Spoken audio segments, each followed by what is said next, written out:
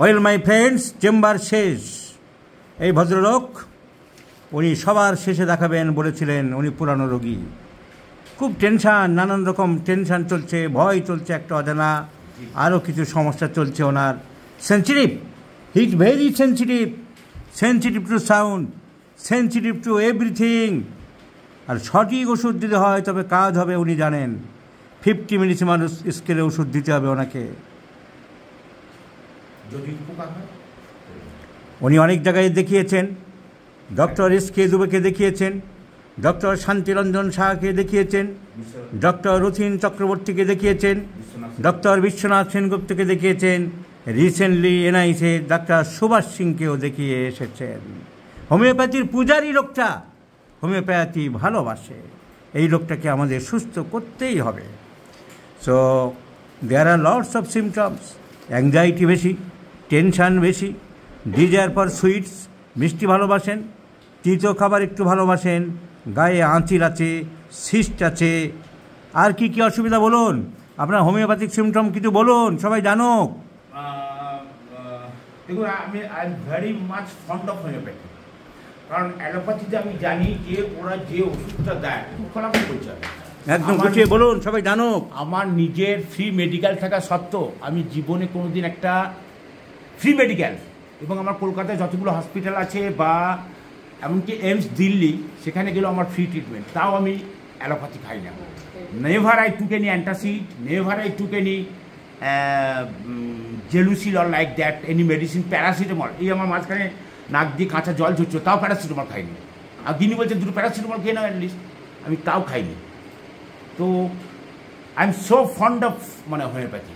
আমি জানি যে কিউরেবল, যদি অ্যাকচুয়ালি হোমিওপ্যাথি ট্রিটমেন্টে এখন যেটা মনে হয় যে বেশিরভাগই হয়ে গেছে, সব জানি না, এই সায়েন্সটাকে বা এই মাল্টিন্যাশনাল কোম্পানি, ইন্টারন্যাশনাল যে মাল্টিন্যাশনাল কোম্পানিগুলো চলছে অ্যালোপ্যাথির, সেইগুলোকে ডেভেলপ করানোর জন্যে, যেখানে যারা স্রষ্টা সেই জার্মানি, ইউকে এবং ইউএসএ, এই তিনটে সভ্য দেশ, এবং যার স্রষ্টা ছিলেন স্বয়ং হ্যানিম্যান নিজে, সেই দেশেও আজকে তারা বলছে যে এটা নাকি সায়েন্স নয়।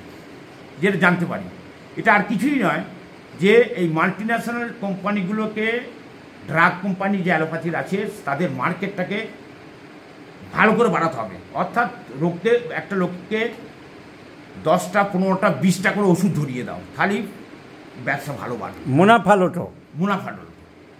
এইটাই আমার এটা ফিলিংস। এবং দেখি যে আমার কাছে একটা ভিডিও আছে, তাতে দেখছি একজন জ্বর নিয়ে গেছে।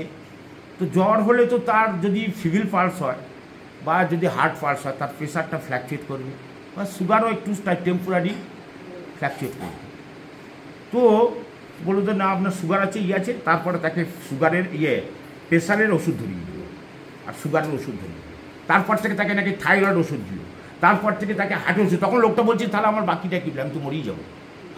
শেষ পর্যন্ত তার মধ্যে এসে গেল যে ফিয়ার অফ ডেথ, আমি মরে যাবো।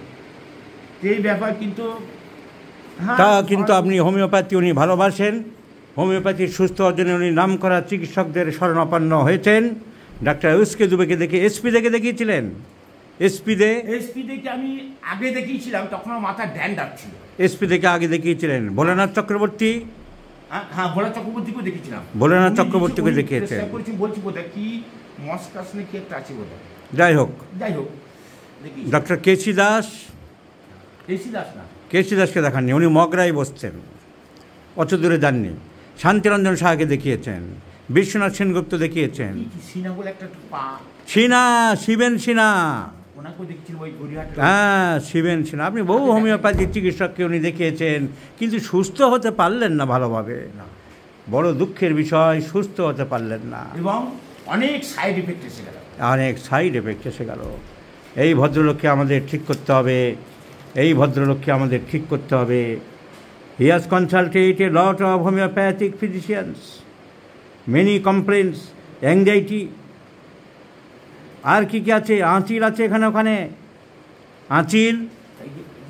আঁচিল আছে ওখানে, এইগুলো আঁচিল ছোট ছোট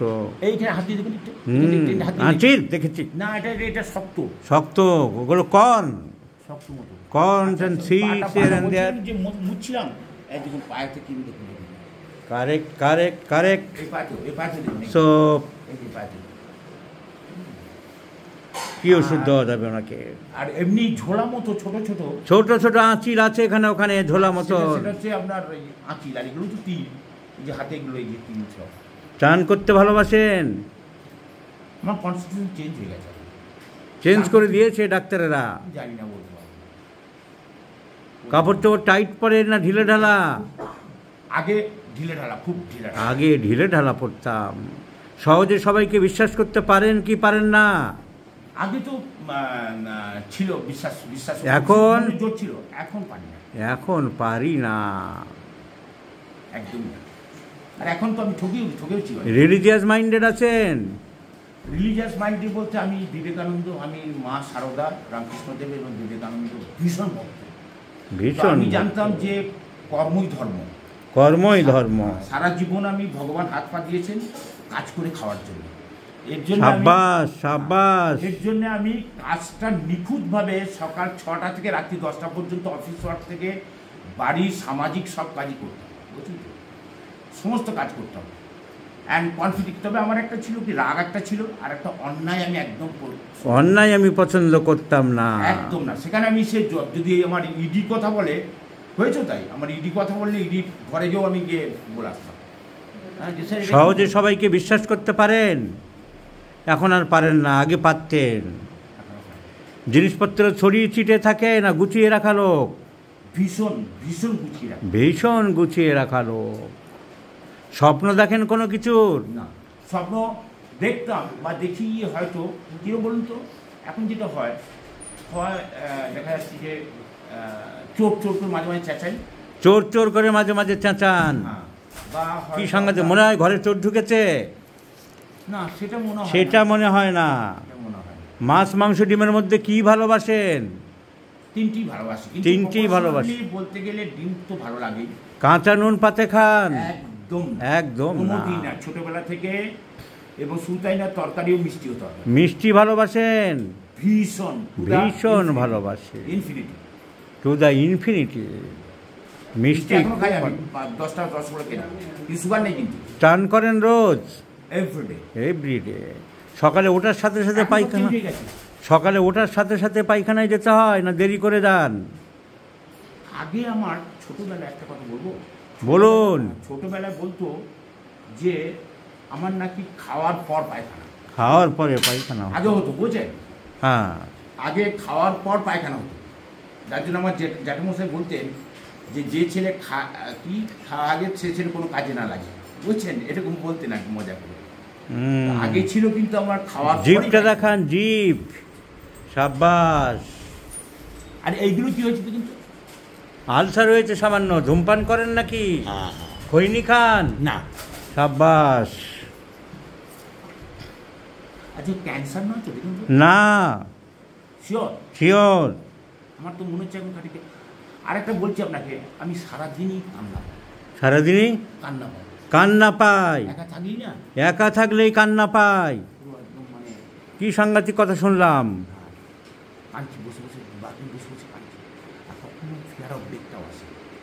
তিতো ভালোবাসেন?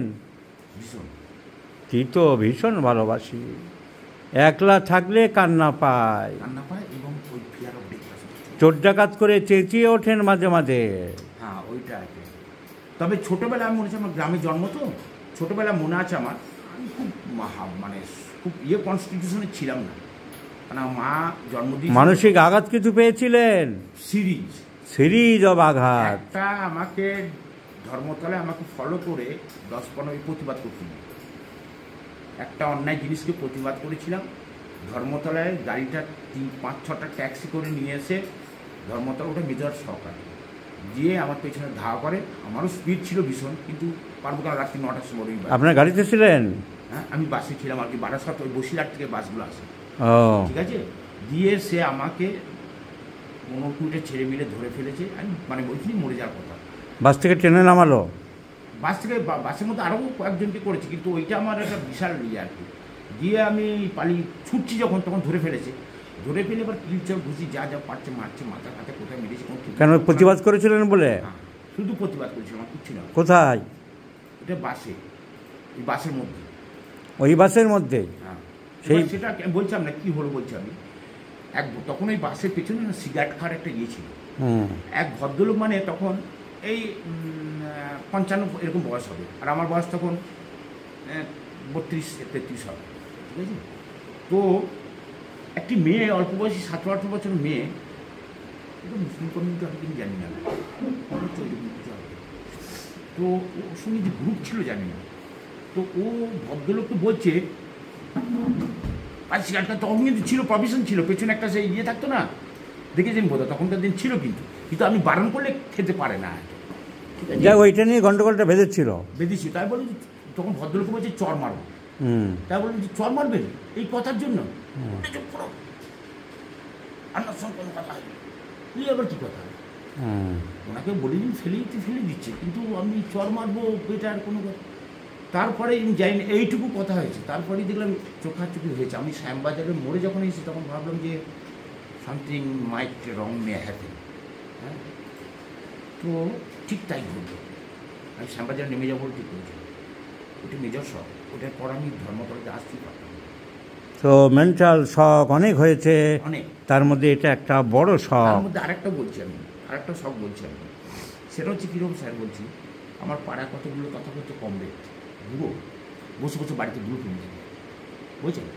এটা আমার বেহালার বাড়িতে গেছে, আমি বেহালার বাড়িতে নেই কেন, শুনুন কী হচ্ছে। এবারে প্র্যাকটিক্যালি অছিলাটা হচ্ছে যে ওকে টাইট দেবো, চাঁদা করার নাম, চাঁদা তোলার নাম করে এসে একটা হোমরা চোমরা, তার বয়সটা হবে বোধহয় তখন বছর 55, হোমরা চোমরা চেহারা দিয়ে এসে কি চিৎকার, আমি সারাদিন এডজাস্ট হয়ে এসেছি, আর এমনি একটু ইয়ে ছিল, আমি আর নিতে পারিনি, তো আমার তো শরীরটা কাঁপতে কাঁপতে কিলোমাটা হয়ে যাবে, বুঝছেন। তারপরে পেছনে বাড়ি ভদ্রলোককে বদমাস ভঙ্গ একদম, মানে পুরো বাড়িতে সবকট হচ্ছে দুশ্চরিত্র, লম্পট, মানে মানে এক ভাই সে বউ নিয়ে পালিয়েছে, ভাইয়ের ছেলে সে আমার মেয়ের। যাই হোক, মানসিক শক গেছে একটার পর একটা। সেটা নয় স্যার, শুনুন, এবারে তৃণমূল জিতেছে ইলেকশনে, বাড়িতে ডেকে নিয়ে গিয়ে কি খাওয়ালো জানি না, হয় আজকাল সব। আমি বাড়িতে এসে না, খাওয়া দাওয়ার পরে এসে না, বাড়িতে এসে দেখছি আর নড়তে চড়তে, ওইটা কিন্তু তারপর থেকে বেশি হয়েছে, এসে দেখছি আর নড়তে চড়তে পারছি না, কী হলো আমার হাত পা কিছু পাচ্ছি না।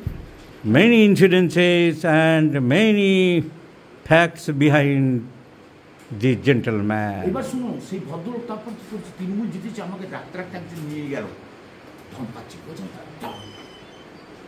ছোট